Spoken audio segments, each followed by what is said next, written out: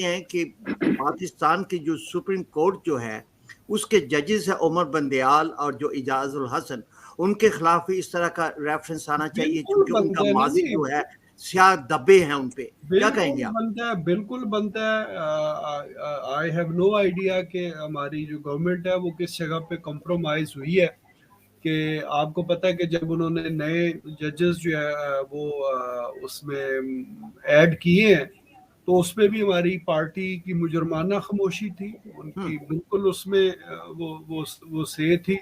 تو اور جو ہے وہ مراڈوز ججز جو ہے نا وہ، یا فیض حمید کا جو واقعات ہے اس کو ایڈ کیا گیا ہے. تو میں سمجھتا ہوں کہ میں اسی لیے کہتا ہوں آلدو کہ ہماری پارٹی جو ہے وہ مسلم لیگ ہے، مگر انہوں نے بڑے بڑے بدقسمتی سے جرائم کیے ہیں. اگر پاکستان کی صحیح جو شمشیر جماعت ہے نا جی وہ پیپلز پارٹی ہے، جو آئین اور قانون پہ کسی صورت جو ہے نا وہ کمپرومائز نہیں کرتی. ہماری بدقسمتی سے پارٹی ہمیشہ انہوں نے کمپرومائز کیا. وہ زرداری صاحب چلاتے رہے کہ نیب کو ختم کرو، یہ کرو وہ کرو.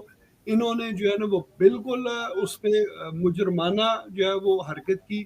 پھر یہ جو ایکسٹینشن کا جب مسئلہ آیا باجوہ کی ایکسٹینشن پہ، وہاں پہ جو ہماری جو مجرمانہ ایک فیل تھا اس پہ ہم نے جو ہے نا وہ فلی سپورٹ کیا.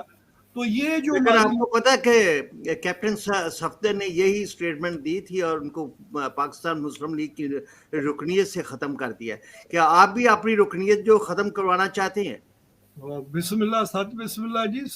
ساڈی اس کے رکنیت ساڈا کیپٹن صفدر جی فارغ ہو گیا تو اسی ویسے فارغ ہو جانے ہیں.